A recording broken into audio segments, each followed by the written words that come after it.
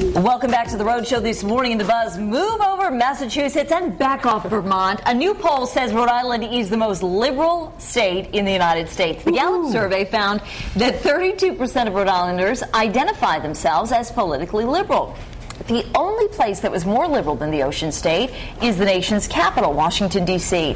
Connecticut and Vermont tied with 29% of residents being liberals, and Massachusetts had a paltry 28%.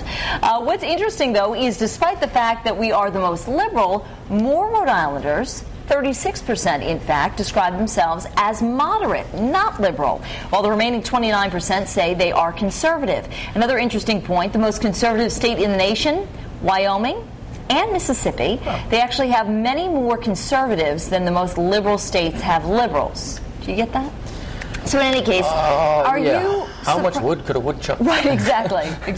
But basically, what they're saying is that we have, in this state, the largest percentage of people who identify themselves as politically liberal. Does that surprise you guys? Which, you mentioned the numbers there. It doesn't mean 90% of the state is liberal. Right, I mean, exactly. I think we're 32% or right, close. I think we're yes, close. So we're pretty much right down the middle in terms of, rather cut into thirds, you know, conservative, moderate, and liberal, which makes sense. I mean...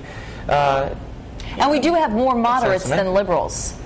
People who identify themselves as moderates. We just have the highest percentage of liberals. What do you think of this? I don't know. It's tough. It's tough. I mean, it's not overwhelmingly one way or the other. So I'm not so surprised about that. I mean, Rhode Island's the type of state where you really have.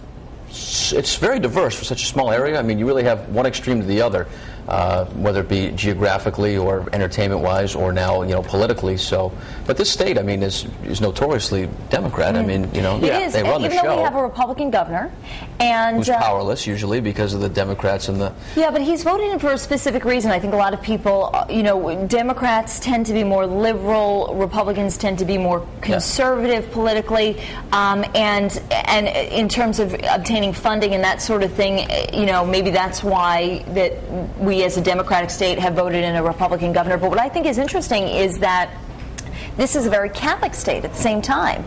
And a lot of times politically liberal ideas tend to be not necessarily I mean, look at the fight that happened between Patrick Kennedy and the bishop. And the bishop. I mean, so it's very interesting how we can compartmentalize in that way our personal moral beliefs sometimes from our political beliefs, from where we spend our money, from, that sort of thing. I think it's interesting. I'm actually kind of surprised that you mentioned how diverse Rhode Island is, and I agree with that, but for the most part, everyone from Rhode Island is basically a Rhode Islander. You go to a place like California, you're going to get all these mixed, beliefs because people are coming in from all different parts of the country. New York City or Florida, and sometimes out of the country in places like California. Exactly. But in Rhode Island, for the most part, I think we can say people pretty much are born here and then they it's stay. generational. It's not you're not having kids growing up in California saying, I'm going to one day move out to Rhode Island. It just doesn't happen.